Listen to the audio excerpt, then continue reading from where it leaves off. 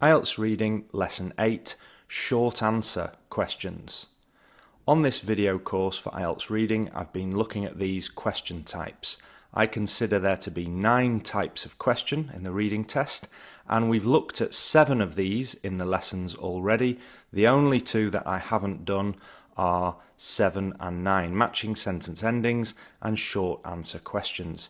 In this lesson now, we're going to look at short answer questions.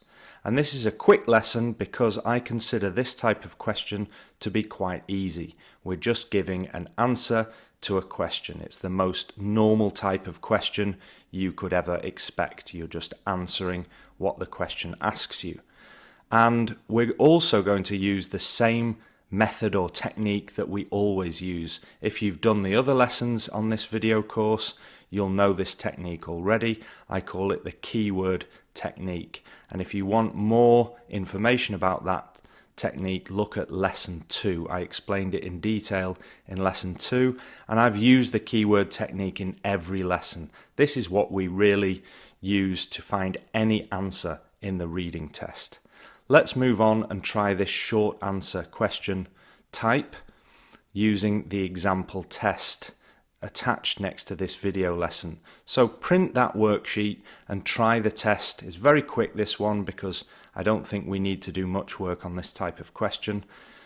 Print the worksheet, have a go at the test, and then follow through my answers on the rest of this video.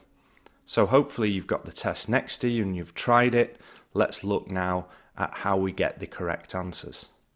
The first thing we always do is look at the title of the passage. In this case, it is Understanding Humour.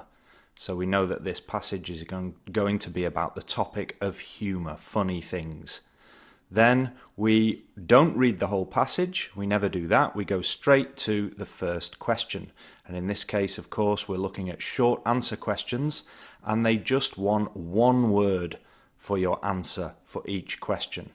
There are only 2 questions and they're both quite easy. So let's look at the first one now.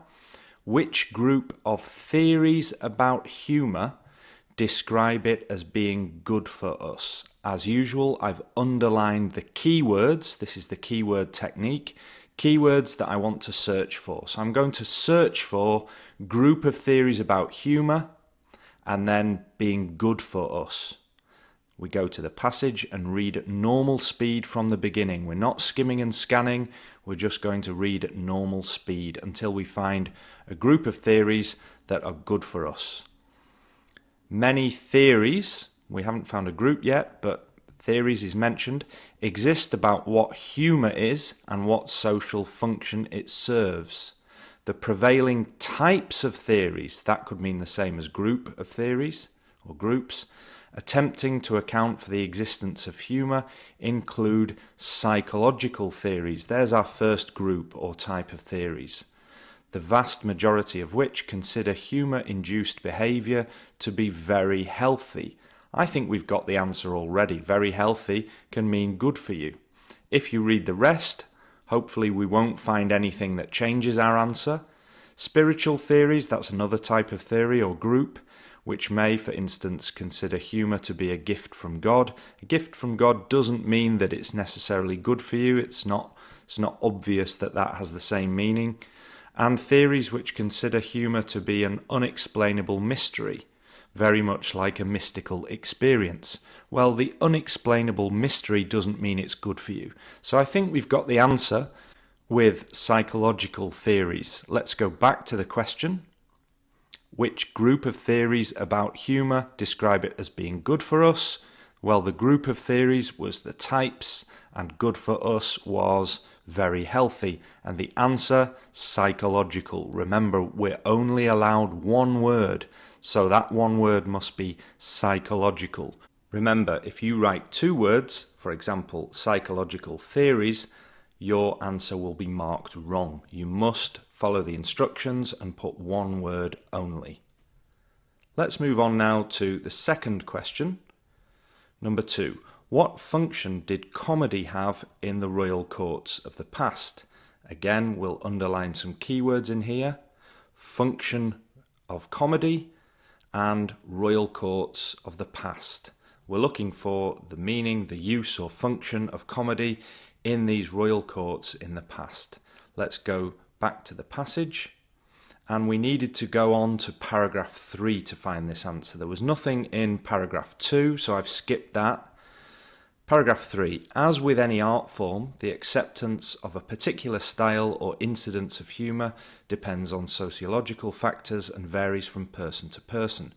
Throughout history, I'm underlining that because that means the same as in the past, comedy has been used as a form of entertainment all over the world, whether in the courts of the Western kings, that means the same as in royal courts.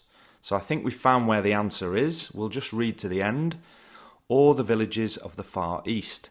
Both a social etiquette and a certain intelligence can be displayed through forms of wit and sarcasm. So back to throughout history and in the royal courts, in the courts of the Western kings. We've found where the answer is, but let's just check the question. Always check back to the question to make sure you know what you're looking for. What function did comedy have in the royal courts in the past?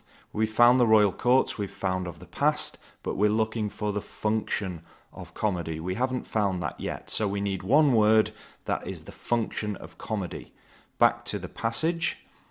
Let's read that part again. Throughout history, comedy has been used. The function of comedy, comedy has been used as a form of entertainment all over the world.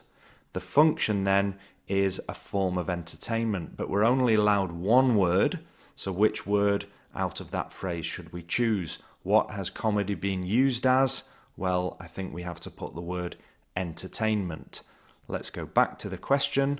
The function of comedy in the past, the answer, entertainment, of course. One word only, remember again.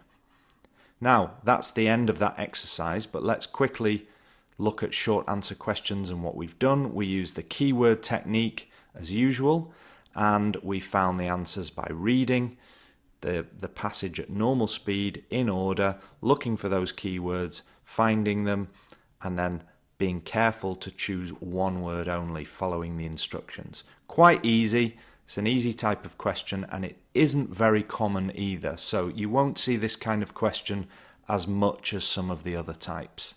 Let's do what we usually do to finish the lesson off and do a keyword table with these important words and phrases that helped us to get the answers. So here's my keyword table for this lesson. In the question, group of theories about humour, and we found in the passage types of theories about humour. Good for us, very healthy. What function did comedy have? Comedy has been used as. Royal courts, courts of the Western kings, of the past, throughout history. I always make a keyword table after practicing any IELTS reading test because I think it helps you to focus on how it's all about finding vocabulary to get the correct answers. That's the end of this lesson then, and in the next lesson we'll do our last IELTS reading lesson about matching sentence endings questions.